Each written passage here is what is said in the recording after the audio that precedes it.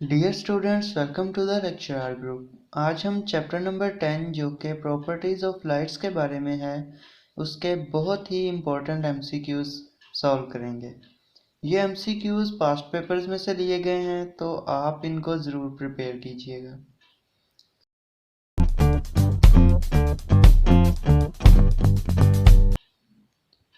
चलें चलते हैं एमसीक्यू नंबर 1 की तरफ। जी, तो पहले एमसीक्यूज में वो क्या पूछ रहे हैं, विच of the following object will not make a dark shadow. इनमें से कौन सा ऑब्जेक्ट जो है वो डार्क शेडो नहीं बनाएगा। तो हमें पता है कि शेडो जो है वो तब बनता है जब ओपेक ऑब्जेक्ट जो हैं वो लाइट रेज को स्टॉप करते हैं, तो उनके पीछे डार्क एरिया बन जाता है।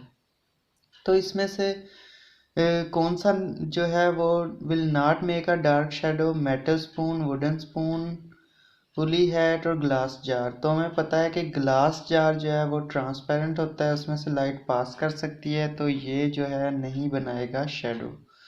तो आंसर है इसका डी। इसी तरह अगर हम एमसीक्यू नंबर 2 को देखें तो इसमें पूछा गया है the type of reflection produced by a plane mirror is called. इनमें से कौन सी रिफ्लेक्शन जो है वो प्लेन मिरर काज करता है। तो हमने दो तरह की मेन रिफ्लेक्शंस पढ़ी थी, रेगुलर और इरेगुलर।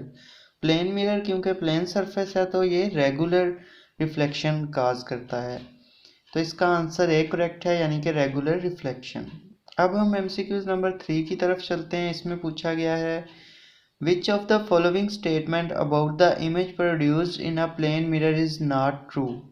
इनमें से कौन सी स्टेटमेंट प्लेन मिरर में जो इमेज बनती है उसके बारे में नहीं है ट्रू। तो इसमें से ये वाली जो है बी वाला part, they are smaller than the object. हमें पता है प्लेन मिरर के अंदर जो है वो वैसी ही इमेज बनती है, जितना ऑब्जेक्ट हो उतनी ही इमेज बनती है, ठीक है। बिल्कुल वैसी ही तकरीबन जितना हम ऑब्जेक्ट बड़ा देखेंगे वो हमें बड़ा दिखाएगा, अगर हम छोटा ऑब्जेक्ट सामने करेंगे प्लेन मिरर के तो हमें छोटा दिखाएगा। इसी तरह बाकी जो हैं वो तमाम प्रॉपर्टीज़ जो हैं वो प्रेजेंट होती हैं प्लेन मिरर में। They are virtual pair to behind the mirror, they are laterally inverted, ये तमाम प्रॉपर्टीज़ तो होती हैं। अब हम चलते हैं एमसीक्यू नंबर 4 की तरफ। इसमें क्या पूछा गया है, an eye look at the image of burning candle in a pin hole camera, this candle flame will point. एक आंख से अगर हम बर्निंग कैंडल देखें पिन होल कैमरा में, तो कैंडल फ्लेम विल पॉइंट किस तरह हमें नज़र आएगी। तो हमें पता है कि डाउन इन द कैमरा में जो है वो उल्टी नज़र आती है, जो पिन होल कैमरा है उसमें, and up on the retina. लेकिन रेटिना जो है हमारा वो हमें सीधी करके इमेज दिखा देता है, तो अप ऑन द रेटिना, और सी आंसर इसका करेक्ट है। अब हम एमसीक्यू नंबर 5 की तरफ चलते हैं। इसमें क्या पूछा गया है, which of the following statement is true in a pin hole camera. Pin hole camera में इनमें से कौन सी जो है स्टेटमेंट ट्रू है। तो इसका आंसर है आंसर नंबर बी, यानी कि only a small hole give a sharp image. एक छोटा सा सुराख होता है और वो भी शार्प इमेज प्रोड्यूस करता है। अब हम एमसीक्यू नंबर 6 पे चलते हैं। इसमें क्या पूछा जा रहा है कि the bouncing back of ray of light from a shiny surface is called. Shiny surface से टकरा के किसी रे का वापस आना कहलाता है, इसको हम रिफ्लेक्शन बोलते हैं। तो ऑप्शन सी ठीक है। अब हम चलते हैं 7 एमसीक्यू पे। इसमें पूछ रहे हैं the angle of incidence and the angle of reflection are. तो हमें ये पता है कि एंगल ऑफ इंसिडेंस और एंगल ऑफ रिफ्लेक्शन हमेशा इक्वल होते हैं। जैसे कि जिस एंगल से अगर हम सीधा ऊपर से बॉल नीचे फेंकें तो बॉल बाउंस होके सीधा ऊपर आती है, तो उसी एंगल से तो एंगल ऑफ इंसिडेंस और एंगल ऑफ रिफ्लेक्शन हमेशा इक्वल होते हैं। इसका ऑप्शन ए करेक्ट है। अब हम 8 एमसीक्यू करते हैं। इसमें पूछ रहे हैं the image formed by a plane mirror is. Plane mirror जो है वो कैसी इमेज बनाता है। तो वो प्लेन मिरर जो है वो वर्चुअल इमेज बनाता है, ठीक है। रियल नहीं बनाता, क्योंकि रियल हमेशा इन्वर्टेड होती है और वर्चुअल हमेशा अपराइट होती है। तो अपराइट इमेज बनाता है, इट्स मीन वो वर्चुअल होती है। इसी तरह अब हम 9 MCQ में देखते हैं, इसमें क्या पूछा गया है। पूछ रहे हैं image formed bye convex mirror is. Convex mirror इनमें से कौन सी इमेज बनाता है, कौन से करेक्टर वाली इमेज बनाता है। तो इसका ऑप्शन ए करेक्ट है कि smaller than the object, upright and virtual. जैसे सुपरमार्केट्स में लगे होते हैं तो उस वहाँ पे कैमरे का काम करते हैं, क्योंकि ये पूरी मार्केट को कवर कर लेते हैं smaller than the object image दिखा के। अपराइट और वर्चुअल भी होती है। इसी तरह अगर हम क्वेश्चन नंबर 10 में देखें कि इसमें क्या पूछा जा रहा है, तो इसमें पूछ रहे हैं concave mirror objects. Concave mirror में ऑब्जेक्ट्स कैसे नज़र आते हैं। तो इसका आंसर है बी, यानी कि मैग्नीफाई। जब हम कनकेव मिरर के करीब कोई ऑब्जेक्ट रखते हैं तो वो हमें चीज़ बहुत बड़ी उसकी जो है वो इमेज दिखाता है। इसी तरह again convex mirror give a, जो कन्वेक्स मिरर होता है वो हमें कैसा व्यू देता है। मैंने आपको भी बताया सुपरमार्केट्स में लगा होता है ताकि ये पूरी मार्केट का व्यू कवर कर लेता है, ठीक है। तो वाइड व्यू हमें देता है। तो इसका ऑप्शन ए करेक्ट है। इसी तरह अगर हम 12 वाला MCQs देखें कि इसमें क्या पूछा जा रहा है, तो an image formed bye an object far away from convex mirror is real and smaller than the object. एक इमेज जो कि ऐसे ऑब्जेक्ट की है जो कनकेव मिरर से बहुत दूर है, तो वो रियल होगी और स्मॉलर देन द ऑब्जेक्ट होगी। इसके अलावा ये दो करेक्टर उन्होंने बता दिए हैं, तीसरा करेक्टर हमने बताना है कि रियल है and smaller than the object. तो आपने ये हमेशा याद रखना है कि रियल इमेज हमेशा इन्वर्टेड होती है, ठीक है, और वर्चुअल इमेज हमेशा अपराइट होती है। तो अगर यहाँ पे रियल इमेज आ रहा है तो रियल इमेज जो है हमेशा इन्वर्टेड होती है, तो इट्स मीन इसका सी आंसर ठीक है, रियल इमेज हमेशा इन्वर्टेड होती है। तो अब हम चलते हैं MCQs नंबर 13 की तरफ। इसमें क्या पूछ रहे हैं कि the object which produce their own light are called.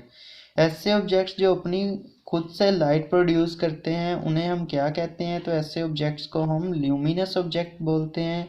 A option correct है। 14 MCQs में क्या पूछ रहे हैं, the reflection on smooth surface is. Smooth surface से कैसी रिफ्लेक्शन होती है। तो दो हमने रिफ्लेक्शन की टाइप्स पढ़ी हैं इस चैप्टर में, रेगुलर और डिफ्यूज्ड। तो जो स्मूथ जो होती है सरफेस वो रेगुलर जो है वो रिफ्लेक्शन प्रोड्यूस करती है। तो सी ऑप्शन इसका करेक्ट है। इसी तरह अगर हम 15 MCQs में देखें, the mirror used by dentist is. तो डेंटिस्ट जो मिरर यूज़ करते हैं वो कौन सा है इनमें से। तो आपको पता है ऐसा मिरर डेंटिस्ट यूज़ करते हैं जो उन्हें मैग्नीफाई करके दांत दिखाता है। तो मैग्नीफाई वाली पिक्चर जो है वो हमें कनकेव मिरर देता है। कनकेव मिरर के करीब अगर हम कोई ऑब्जेक्ट करें तो वो इमेज बड़ी करके दिखाता है। इसी तरह 16 MCQs में क्या पूछ रहे हैं, when the object is very close to concave mirror the image formed. ये वाला दोबारा से रिपीट हो गया है। व्हेन द ऑब्जेक्ट क्लोज होगा कनकेव मिरर के तो लार्जर देन द ऑब्जेक्ट हमें नज़र आएगी पिक्चर। तो इसका ए ऑप्शन करेक्ट है। तो अब हम 17 MCQ की तरफ चलते हैं। इसमें क्या पूछ रहे हैं, thin plastic bag of white colour is. एक thin plastic bag of white colour क्या होता है, ट्रांसपेरेंट, ट्रांसलूसेंट, ओपेक और नन ऑफ दीज। तो ट्रांसलूसेंट होता है क्योंकि उसमें से कुछ लाइट जो है वो पास कर पाती है और बाकी को वो रोक लेता है। इसी तरह अगर हम 18 MCQ को देखें तो इसमें पूछा जा रहा है irregular surface form. Irregular surface से कैसी जो है वो रिफ्लेक्शन प्रोड्यूस होती है। तो हमें पता है कि रेगुलर जो है वो दो तरह की हमने रिफ्लेक्शंस पढ़ी हैं, डिफ्यूज्ड और दूसरी थी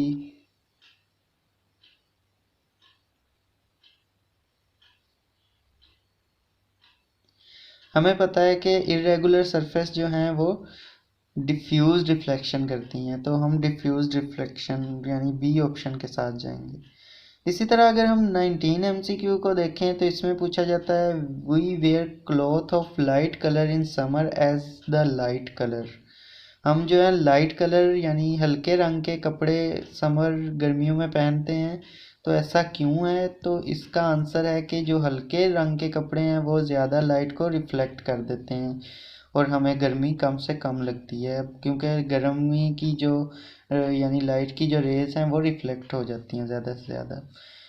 इसी तरह 20 MCQs में वो पूछ रहे हैं वाल is an example of material. एक वाल इनमें से कौन से मटेरियल की एग्जांपल है? तो हमें पता है कि वाल में से लाइट जो है वो मूव नहीं कर पाती, गुजर नहीं पाती, तो इट्स मीन ऐसे ऑब्जेक्ट को हम ओपेक ऑब्जेक्ट बोलते हैं। तो इसका आंसर सी करेक्ट है, यानी कि ओपेक ऑब्जेक्ट। अब हम 21 MCQs पर मूव करते हैं। इसमें पूछा गया है the diameter of world's largest telescope concave mirror is. दुनिया की सबसे बड़ी जो कनकेव मिरर है टेलीस्कोप में वो कौन से, उसका डायामीटर कितना है? ठीक है, तो उसका डायामीटर है 10.4 मीटर। यहाँ पे मीटर भी लिखना था, तो 10.4 मीटर है। इसी तरह अगर हम 22 में देखें तो इसमें पूछा गया periscope contain two plane mirror one above the other, what is the angle at which each of the two mirror reflect the light. तो ईच ऑफ द टू है तो इट्स मीन के एक जो है वो 45 का करता है, इसी तरह दूसरा भी 45 का एंगल देता है, जिसकी वजह से टोटल 90 के एंगल पे हम देख सकते हैं। तो एक अगर ईच का पूछा जा रहा है तो इट्स मीन 45 डिग्री। इसी तरह अगर हम 23 MCQs पे चलें और इसमें क्या पूछा जा रहा है which of the following instrument और device does not contain a mirror. आपने इन डिवाइसेस के नाम पढ़ने हैं और इनमें से बताना है कि कौन सी ऐसी डिवाइस है जो कि मिरर जिसमें यूज़ नहीं होता। ठीक है, तो टेलीस्कोप जो है रिफ्रैक्टिंग टेलीस्कोप, रिफ्लेक्टिंग ये मिरर यूज़ करती हैं, क्लेरोस्कोप भी, जबकि एक माइक्रोस्कोप जो है वो लेंस यूज़ करती है। तो माइक्रोस्कोप जो है वो एक ऐसी डिवाइस है जो कि मिरर नहीं यूज़ करती। इसी तरह अगर हम देखें 24 MCQ को तो इसमें पूछा गया है अ रे that strike a surface is called. ऐसी रे जो किसी सरफेस के साथ जाके टकरा रही होती है उसे हम क्या बोलते हैं? ठीक है, दो तरह की रेज होती हैं, एक जाके टकराती है और एक वापस आती है। तो जो जाके टकराती है उसको हम क्या बोलते हैं? Incident ray. तो इसका ऑप्शन ए करेक्ट है, और जो वापस आती है उसे हम रिफ्लेक्टेड रे बोलते हैं। इसी तरह अब हम 25 MCQ पे मूव करते हैं। इसमें पूछा गया है an image that can not be focused on a screen. ये बहुत इंपॉर्टेंट MCQs है। ऐसी इमेज जो हम स्क्रीन पे हासिल नहीं कर सकते या किसी स्क्रीन पे नहीं देख सकते, सिर्फ मिरर के अंदर देख सकते हैं, उसको हम क्या बोलते हैं? ऐसी इमेज को हम वर्चुअल इमेज बोलते हैं। ठीक है, और ऐसी इमेज जो हम किसी स्क्रीन पे देख सकते हैं उसे हम रियल इमेज बोलते हैं। जिस तरह प्रोजेक्टर से दीवार के ऊपर स्क्रीन आती है, इमेज आती है, तो वो रियल है। इसी तरह अगर हम 26 MCQ को देखें कि which is the angle of reflection. प्यारे बच्चों, ये बहुत ज़्यादा इम्पोर्टेंट MCQ है, क्योंकि अक्सर बच्चे इसमें गलती कर देते हैं कि which is angle of reflection. Reflection का एंगल और इंसिडेंट का एंगल दोनों पूछे जा सकते हैं आपसे। इंसिडेंट रे का एंगल अगर पूछा जाए तो अक्सर बच्चे ए को टिक कर देते हैं, जबकि हम हमेशा नॉर्मल वाली साइड से एंगल देखते हैं। नॉर्मल से जो इंसिडेंट रे की तरफ एंगल है वो होता है इंसिडेंट एंगल, और जो नॉर्मल से रिफ्लेक्टेड रे के दरमियान एंगल होता है वो होता है रिफ्लेक्टेड एंगल या एंगल ऑफ रिफ्लेक्शन। जबकि ये ए और डी वाले कोई एंगल नहीं होते। ठीक है, यहाँ से अक्सर बच्चे ए को जो है इंसिडेंट एंगल और रिफ्लेक्टेड एंगल डी को कंसीडर करते हैं। आपने हमेशा याद रखना है कि नॉर्मल से इंसिडेंट के दरमियान बनेगा इंसिडेंट एंगल, और नॉर्मल से रिफ्लेक्टेड रे के दरमियान बनेगा एंगल ऑफ रिफ्लेक्शन। तो इसका आंसर जो है वो सी करेक्ट है, यानी कि ये वाला जो एंगल है ये है एंगल ऑफ रिफ्लेक्शन। अब हम 27 MCQ को देखते हैं। Normal is a line drawn at dash angle to the surface of a mirror. तो नॉर्मल आप देखेंगे कि नॉर्मल की लाइन हमेशा 90 डिग्री के एंगल पे, ये देखें यहाँ से सीधा ऊपर को, ठीक है। तो ये सीधा एक दूसरे को कट कर रही हैं, तो इट्स मीन ये 90 डिग्री के एंगल पे है। तो नॉर्मल की लाइन हमेशा 90 डिग्री के एंगल पे होती है। इसी तरह अगर हम 28 MCQ देखें तो इसमें क्या पूछ रहे हैं, dark area behind a opaque object where there is no light is called. ऐसा एरिया ओपेक ऑब्जेक्ट्स के पीछे जहाँ पे कोई लाइट मौजूद नहीं होती और वो डार्क जगह होती है, उसको हम क्या बोलते हैं, तो ऐसी जगह को हम शेडो बोलते हैं, ठीक है। शेडो वो एरिया है जो कि ओपेक ऑब्जेक्ट, ऐसे ऑब्जेक्ट जिनमें से लाइट पास नहीं करती, उनकी बैक साइड पे बनता है। अब हम जो है नेक्स्ट MCQ पे मूव करते हैं, जो कि MCQ नंबर 29। इसमें उन्होंने एम्बुलेंस जो है वो उल्टा करके लिखा हुआ है और इसमें पूछ रहे हैं कि ये क्या है, मतलब ये इस तरह जो लिखा हुआ है, इस लिखे होने का क्या मतलब है। ये इन्वर्टेड लिखा है, लेटरली इन्वर्टेड लिखा है, अपराइट लिखा है, नन ऑफ दिस। तो अपराइट तो बिल्कुल भी नहीं है और इन्वर्टेड भी नहीं है, ये लेटरली इन्वर्टेड है। ऐसा हमें एम्बुलेंस अगर कोई भी हम वर्ड लिख के तो शीशे में देखें तो हमें नज़र आएगा इस तरह का। तो शीशा हमें जो है लेटरली इन्वर्टेड चीज़ें दिखाता है, यानी दाईं साइड को बाईं जानी और बाईं साइड को दाईं जानी। तो ये एम्बुलेंस जो है लेटरली इन्वर्टेड लिखा हुआ है। अब हम अपने लास्ट MCQ की तरफ मूव करते हैं, जो कि 30 MCQ। इसमें क्या पूछा है, दिस प्रोसेस इज कॉल्ड।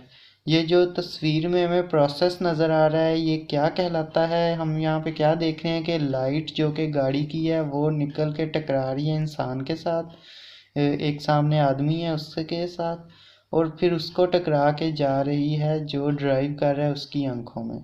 तो ये इस तरह हमें जो है नज़र आती हैं चीज़ें, जब वहाँ से टकरा के लाइट हमारी आंखों में पड़ती है। तो इस फिनोमिना को हम क्या कहते हैं, या इस प्रोसेस को हम क्या कहते हैं, रिफ्लेक्शन। के टकरा के लाइट इंसिडेंट रे फिर रिफ्लेक्टेड रे आ रही है, तो ये एंगल ये रिफ्लेक्शन का प्रोसेस है। तो आई होप सो आपको समझ आ गई होगी। ये MCQ हैं, इम्पोर्टेंट पास्ट पेपर में से लिए गए हैं। आप ज़रूर इनको प्रिपेयर कीजिएगा। और अगर आपको समझ आई है तो लाइक का बटन ज़रूर आपने प्रेस करना है और चैनल को भी सब्सक्राइब ज़रूर करना है।